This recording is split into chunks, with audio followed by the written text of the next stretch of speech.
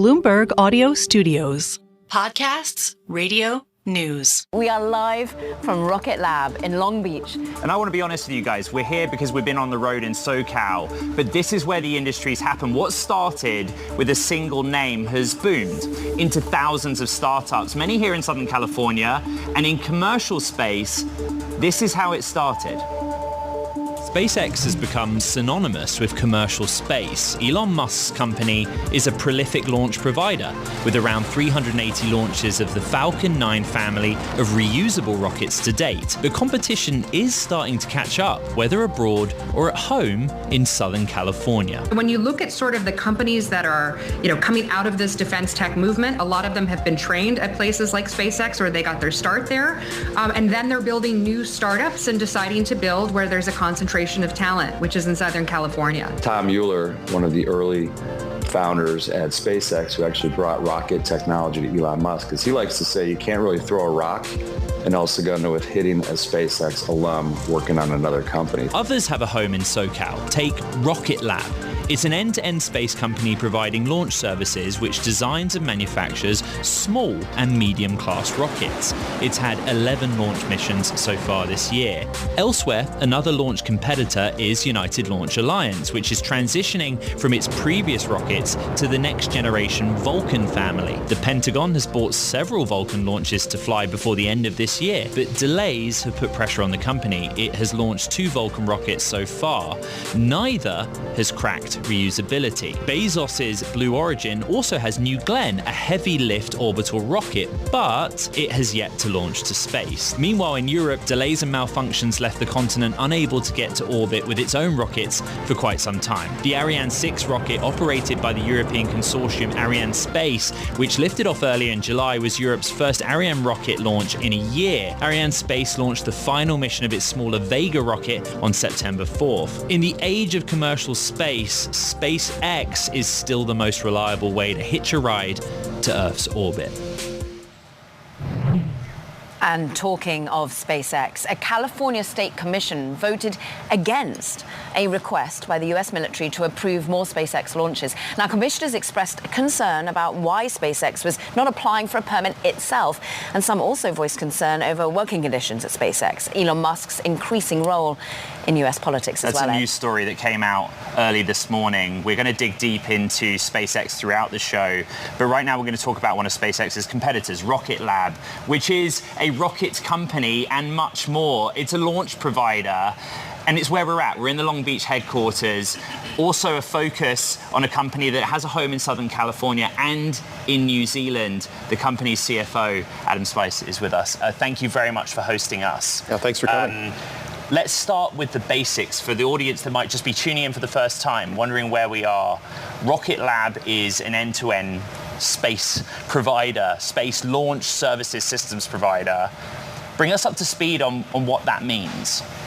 Yeah, we think that the space companies of the future are ones that aren't just a launch company or just a satellite company or just an operator of satellites. It's really all about providing an end-to-end service. So what you're seeing here in Long Beach is really our headquarters.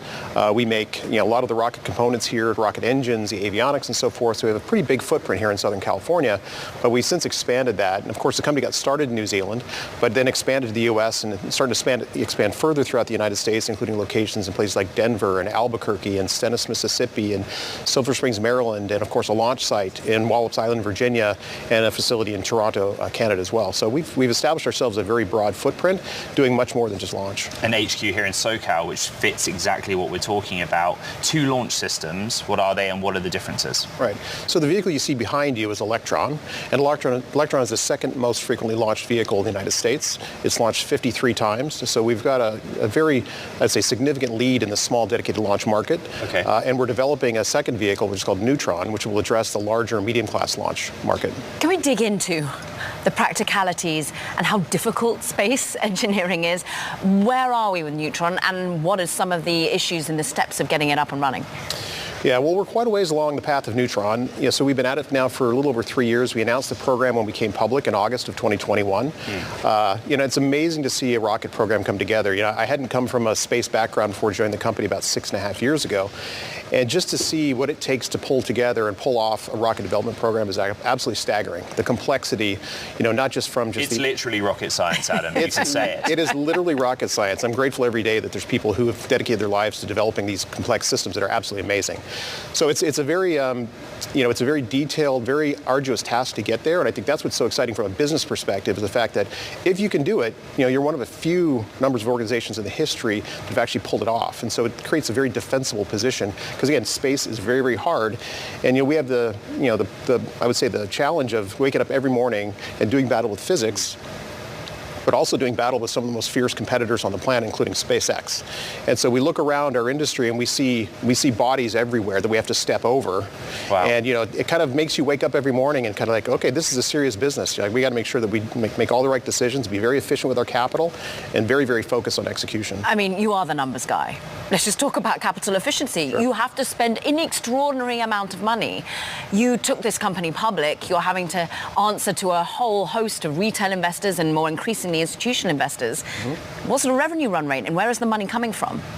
Yeah, we're very fortunate that we've been able to get now to a scale. So Q2, we generated over $100 million in revenue. Mm-hmm. So we really kind of now crossed that threshold of scalability. We've shown that a model can scale. I think it's very important that we've done it not just on launch, because launch represents about 30% of our revenues. Space systems actually represents 70%. Mm-hmm. And just on that, when you say space systems is 70% of revenue, yeah. Just in layman's terms, what are you talking about?